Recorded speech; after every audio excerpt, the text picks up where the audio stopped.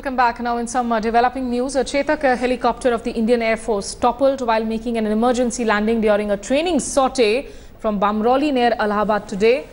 But we are being told that both the pilots are safe and the chopper toppled when the pilots tried a forced landing. Let's try and get in more details. In fact, from Jugal Purohit, you're also getting in those India Today exclusive visuals that you can see.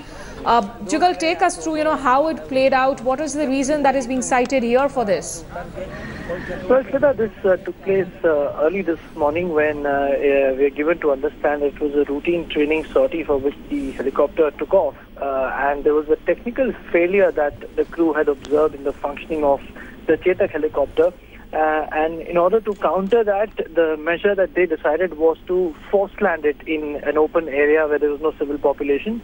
But unfortunately, while executing the forced landing is when, on account of uneven terrain out there, the helicopter did force land, but it toppled after the forced landing, as these visuals tell you.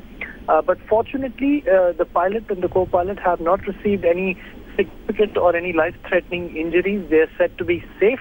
And the aircraft, of course, there will be a court of inquiry which will go into all the aspects of what led to the crash and the reasons behind the pilot response, technical failure, all of that.